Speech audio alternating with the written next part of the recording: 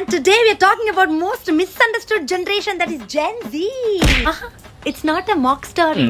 It's a love story. ಎಲ್ರೂ ಜೆನ್ಸೀಸ್ ಅನ್ನ consider ಮಾಡುವ ರೀತಿ ಹೇಗೆ ಅಂತ ಹೇಳಿದ್ರೆ, ರೋಡಲ್ಲಿ ಓಡಾಡ್ತಾ ಇಡೀ ದಿವಸ ಫೋನಲ್ಲಿ ಸ್ಕ್ರಾಲ್ ಮಾಡ್ತಾ, ಅನ್ನಕ್ಕಿಂತ ಜಾಸ್ತಿ ಆನ್ಸೈಟಿ ಫೀಲ್ಸ್ ತಿಂತ, ಇಡೀ ದಿವಸ ವೈಬ್ ಅಂತ ಹೇಳ್ತಾ ಟಾರ್ಚರ್ ಮಾಡ್ತಾರೆ ಅಂತ ನೀವು ಅನ್ಕೊಂಡಿದ್ರಿ. ಮ್ಯಾಟರ್ ಅದಲ್ಲ. ಅವರು ಪ್ರಾಬ್ಲಮ್ ಅಲ್ಲ, ಅವರು emotionally intelligent people. Did you just say that they are sensitive? ನಮ್ಮಾಗೆ ಇಮೋಷನಲಿ ಕಾನ್ಸ್ಟಿಪೇಟೆಡ್ ಅಲ್ಲ. ಅವರಿಗೆ ಹೇಗೆ ಫೀಲ್ ಮಾಡುದು, ಆ ಫೀಲ್ ಅನ್ನು ಹೇಗೆ ಡೀಲ್ ಮಾಡುದು ಎರಡು ಸಹ ಗೊತ್ತುಂಟು.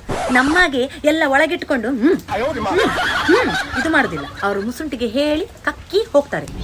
ಜೆನ್ಸೀಸ್ ತುಂಬಾ ಕ್ವೆಶನ್ ಕೇಳ್ತಾರೆ, ಯಾಕಂತಂದ್ರೆ ಅವರು ಕತೆ ಕಾದಂಬರಿಯನ್ನು ಬಿಲೀವ್ ಮಾಡುದಿಲ್ಲ. ಸೊ ನೀನು ಹೇಳಿದ ಮಾತಲ್ಲಿ ಲಾಜಿಕ್ ಇಲ್ಲದಿದ್ರೆ ನಿನ್ನನ್ನು ಅವರು ಮೂಸಿಸ ನೋಡುದಿಲ್ಲ. ಎಂತ ಜೆನ್ಸೀಸ್ ದೊಡ್ಡವರಿಗೆ ರೆಸ್ಪೆಕ್ಟ್ ಮಾಡುದಿಲ್ವಾ? ಹ್ಯೂಮ್ಯಾನಿಟಿಗೆ ರೆಸ್ಪೆಕ್ಟ್ ಮಾಡ್ತಾರೆ, ಹೈರಾರ್ಕಿಗೆ ಅಲ್ಲ. But they are not rude.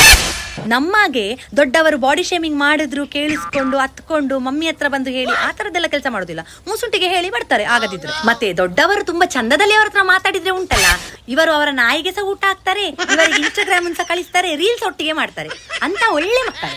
ಜೆನ್ಸೀಸ್ ಹಣವೇ ಉಳಿಸುದಿಲ್ಲ. ಯಾರು ಹೇಳಿದು? They are very smart in investing in cryptos, share market, nets, self care. ಅವರು ಸೈಟ್ ಮಾಡದಿರ್ಬೋದು, ಆದ್ರೆ ಇಂಟರ್ನೆಟ್ ಎಂಟೈರ್ಲಿ ಅವರ ಕಂಟ್ರೋಲ್ ಅಲ್ಲೇ ಇರುದು. Gen Zs are phone addict. ಯಾಕಂತ ಹೇಳಿದ್ರೆ ಅದೇ ಅವರ ಪ್ರಪಂಚ. ಅವರ ಎಜುಕೇಶನ್, ಅವರ ಆಕ್ಟಿವಿಸಮ್, ಅವರ ಸಪೋರ್ಟ್, ಅವರ ಇನ್ವೆಸ್ಟ್ಮೆಂಟ್ ಎಲ್ಲಾನು ಅದರಿಂದನೇ ಆಗುವಂತದ್ದು. Never act like they know everything. They research. They seek information. They ask. They examine. ಒಂದು ವೇಳೆ ಅವರಿಗೆ ಗೊತ್ತಿಲ್ಲದಿದ್ರೆ at least they Google and look for the answer. ಒಂದು ವೇಳೆ ಅವರು ತಪ್ಪಾಗಿದ್ರೆ ಅಡ್ಮಿಟ್ ಕೂಡ ಮಾಡ್ತಾರೆ. ಜೆನ್ಸೀಸ್ ಆರ್ ಟು ಕ್ರಿಂಜ್ ಅಲ್ಲ ಮಚ್ಚ, ಅದಕ್ಕೆ ಕರೇಜ್ ಅಂತ ಹೇಳುದು. ನಮ್ಮದು ಬ್ರೇಕಪ್ ಆದ್ರೆ ಹೇಗೆ ಹತ್ಕೊಂಡು ಮೂಲೆಯಲ್ಲಿ ಕೂತಿರ್ತೇವೆ, ಅವರಾಗೆಲ್ಲ ಬ್ರೇಕಪ್ ಆದ್ರೆ ಅದ್ರ ಮೇಲೆ ಒಂದು ರೀಲ್ ಮಾಡಿ ಪೋಸ್ಟ್ ಮಾಡಿ ಅದು 80K ರೀಚ್ ಆಗೋ ತನಕ ನೋಡ್ತಾರೆ, ಆಮೇಲೆ ಮೂವ್ ಆನ್. ಅವ್ರು ನಮ್ಮ ಸೊಸೈಟಿಗೆ ಮ್ಯಾಚ್ ಅಲ್ಲ, ಅದಕ್ಕೆ ರೀಡಿಸೈನಿಂಗ್ ದ ಸೊಸೈಟಿ. ಎಲ್ಲಿ ನಾವು ಸ್ಟಕ್ ಆಗಿದ್ದೇವಲ್ಲ ಅದನ್ನೇ ಚೇಂಜ್ ಮಾಡ್ತಾ ಇದ್ದಾರೆ. ಜೆನ್ಸಿ ಜಾಸ್ತಿ ಮಾತಾಡುದಿಲ್ಲ, ಅವರು ನಿಮ್ಮನ್ನ ಅಬ್ಸರ್ವ್ ಮಾಡ್ತಾ ಇರ್ತಾರೆ. ಎಲ್ಲಿ ಯಾವಾಗ ಹೇಗೆ ನಿಮ್ಮ ತಲೆ ಮೇಲೆ ಬಾಂಬ್ ಹಾಕ್ಬೇಕು ಅಂತ ಅವ್ರಿಗೆ ಗೊತ್ತುಂಟು. Not hard working, of course not. Why? Because they are the smart workers.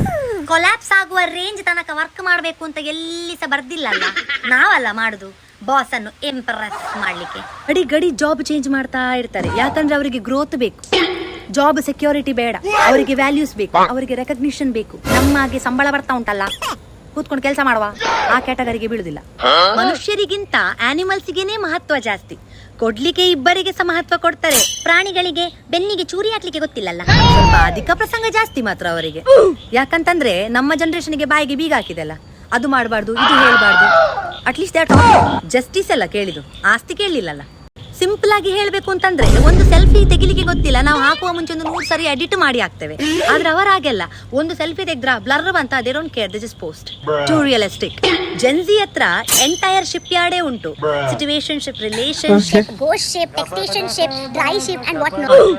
But at least they don't sit and cry over a guy who has ghosted. Real relationship ಹೆಸರಲ್ಲಿ ಬ್ಯಾಗೇಜಸ್, ಬೌಂಡ್ರೀಸ್, ಟಾಕ್ಸಿಟಿ ಅಥವಾ emotional damages ಬೇಡ. ನಿಮ್ಗೆ ನಿಮ್ಮ ಟೆಕ್ನಾಲಜಿಯಲ್ಲಿ upgradation ಬೇಕು, generation ಅಲ್ಲಿ ಬೇಡವಾ?